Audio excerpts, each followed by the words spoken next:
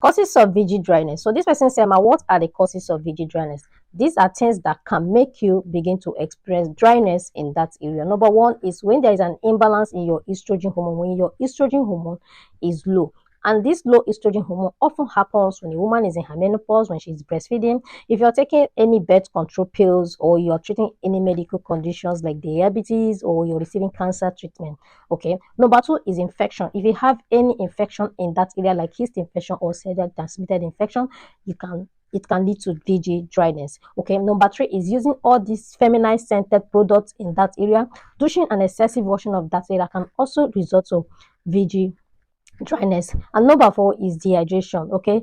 If you're not taking enough water, it can make that area to be dry. Okay. So if you're having, or if you're experiencing VG dryness, it is important you go and meet a professional. Do not jump into using lubricant, because so many people will say use lubricants. No, go first, talk to a professional, get examined. They should identify the actual cause, so the actual treatment will be given for it. Okay. PID means pelvic inflammatory disease. Okay, so it's an infection of the female reproductive organ, which is mostly caused by sexually transmitted infections. It can also be caused by other bacterial infection. Now, if you have PID and you have been treating this PID, but there is no positive results, it's likely you're not treating it the right way.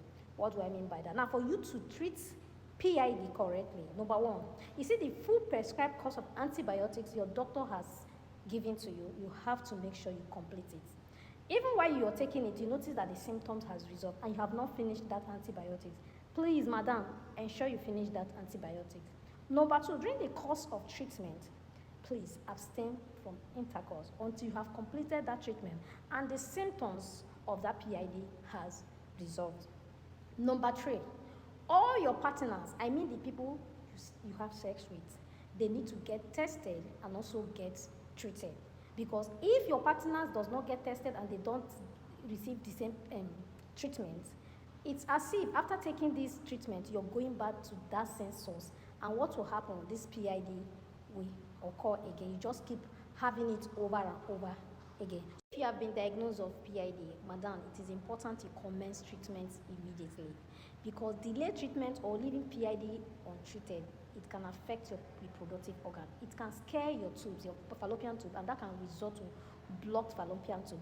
Things you should avoid as a pregnant woman. Number one is changing a litter box. Changing cat litter boxes. If you have a cat in the house, please do not be the one to change the litter box, because it can expose you to what we call toxoplasmosis, which is a parasitic infection that can be harmful to the baby in your womb.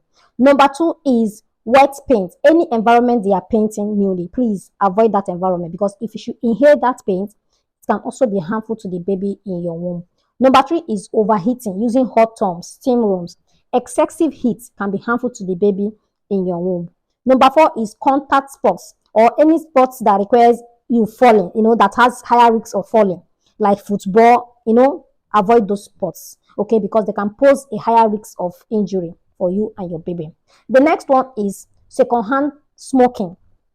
Any environment they are smoking, you are not the one smoking, but that environment, don't stay there, because that smoking can be harmful to your baby.